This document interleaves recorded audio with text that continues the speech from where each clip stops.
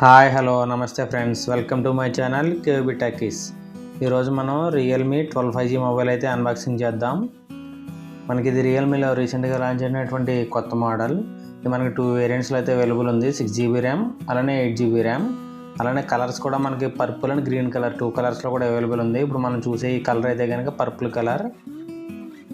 అలానే దీని ప్రైస్ చూసేసరికి 6GB ర్యామ్ అయితే 17,000 రేట్లోను, అలానే 8GB ర్యామ్ అయితే 18,000 రేట్లోను అయితే లాంచ్ చేశారు.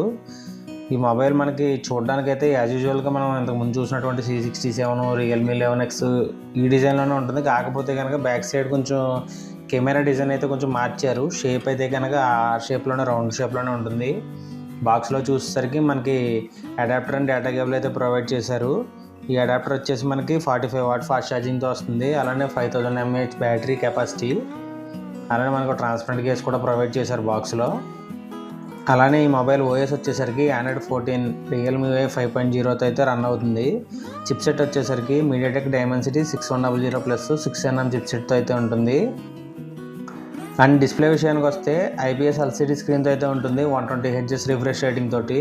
డిస్ప్లే సైజ్ వచ్చేసి 6.72 inches. Display resolution 1080x2400 pixels అయితే ఉంది. అండ్ ఈ mobile side finger print mobile. అలానే మనకి ఎక్స్టర్నల్గా మెమరీ కార్డ్ సపోర్ట్ అయితే ఉండదు. సిమ్ స్లాట్ అయితే మనం షేర్ చేసుకోవాల్సి ఉంటుంది. SD కార్డ్ వేసుకోవాల్సి ఉంటే హైబ్రిడ్ స్లాట్తో అయితే ఉంటుంది. మనకి 120Hz రిఫ్రెష్ రేటింగ్ వలన టచ్ అయితే కనుక చాలా స్మూత్గా అయితే మూవ్ అవుతుంది.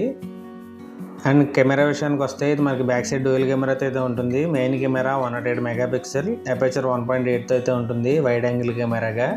అలానే ఇంకో కెమెరా 2 మెగాపిక్సెల్, అపర్చర్ 2.4తో డెప్త్ కెమెరాగా అయితే యూజ్ అవుతుంది. అలానే ఫ్రంట్ కెమెరా వచ్చేసి మనకి 8 మెగాపిక్సెల్, అపర్చర్ 2.0తో అయితే ఉంటుంది.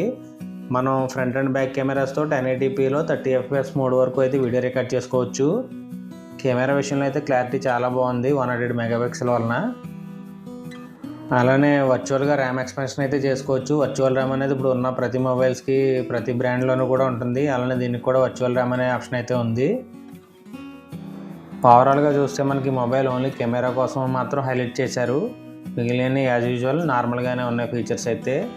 ర్యామ్ అయినా ప్రాసెసర్ అయినా మిగిలినవన్నీ కూడా. ఓకే ఫ్రెండ్స్, వీడియో అయితే చూసారు కదా. వీడియో నచ్చితే లైక్ చేయండి.